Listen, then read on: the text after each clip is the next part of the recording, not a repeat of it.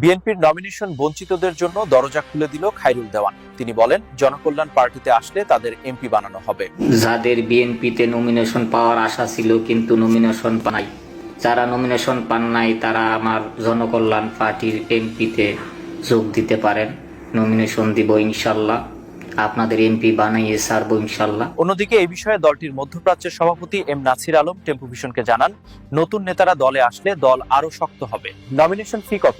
সাংবাদিকদের এই প্রশ্নে নাছির আলম জানান, আগে লাগতো 2000, এখন সম্মানিতদের জন্য মাত্র 500 টাকা। আচ্ছা, আপনারা যে নমিনেশন দিতেছেন ওদের কি কোনো টাকা পয়সা দিতে হবে কিনা?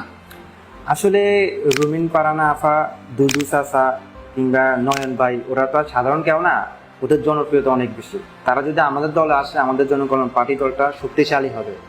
আর টাকা পয়সার ব্যাপারে আপনারা জানেন, আমাদের লিডার আগে 1000 করে নিত, এখন বর্তমানে 2000 করে নিচ্ছে।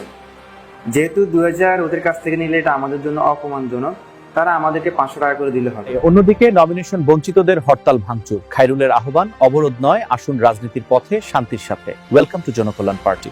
বিএনপির সকল বঞ্চিত এমপি প্রার্থীদের ধন্যবাদ জানাই। আপনারা দুঃখ করবেন না, আপনারা রাস্তাঘাট বন্ধ করে দিয়ে আন্দোলন করাটা অনৈতিক। আপনারা বিভিন্ন নিবন্ধিত রাজনৈতিক দল থেকে নমিনেশন নিতে পারেন, স্বতন্ত্রভাবে ইলেকশন করতে পারেন। আমার জনকল্যাণ পার্টি থেকে নমিনেশন